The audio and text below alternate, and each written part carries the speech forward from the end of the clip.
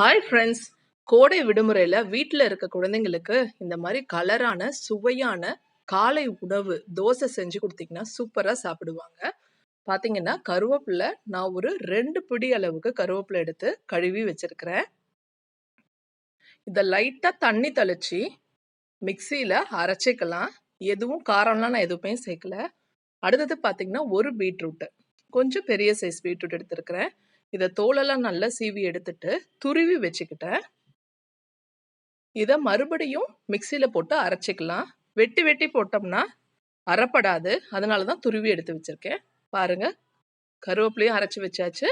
இப்போ மாவில் கலந்தாச்சு. இதை அடுத்தது அரைச்சி வச்ச பீட்ரூட்டில் மாவு சேர்த்தாச்சு. இப்போ மாவு ரெடி ஆயிடுச்சு. இப்போ தோசை கல் எடுத்து போட்டு சூடு ஏறினதுக்கு அப்புறம் எண்ணெய் தேய்ச்சிட்டு நம்ம இப்போ தோசையை ஊற்றி எடுத்துக்கலாம். முதல்ல பீட்ரூட் தோசை ஊற்றிக்கலாம். பாருங்க, மாவு போட்டு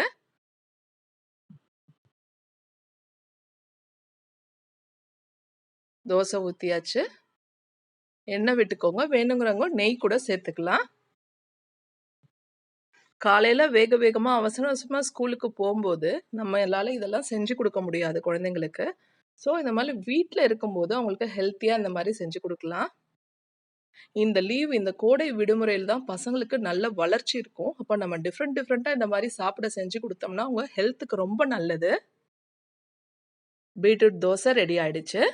அடுத்தது கருவேப்பிலை தோசை. இப்போ இதில் பார்த்தீங்கன்னா கருவேப்பிலை பீட்ரூட் ரெண்டுலையுமே பார்த்தீங்கன்னா அயன் கண்டென்ட் ஜாஸ்தி. B12 டிஃபிஷியன்சி உள்ளவங்க, ஹியூமோகுளோபின் டிஃபிஷியன்சி, அயன் சத்து குறைபாடு, இது இருக்கிறவங்க எல்லாருமே இந்த தோசையை சாப்பிடலாம்.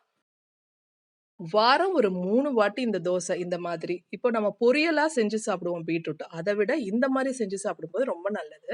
இதுக்கு சட்னி பார்த்தீங்கன்னா தேங்காய் ஒரு மூடி எடுத்து வச்சிருக்கேன். காரத்துக்கு ஏற்ற மாதிரி பட்டை மிளகா, புளி கொஞ்சோண்டு, பொட்டுக்கடலை, அப்புறம் பூண்டு, இது எல்லாத்தையும் சேர்த்து நம்ம அரைச்சிக்க போகிறோம்.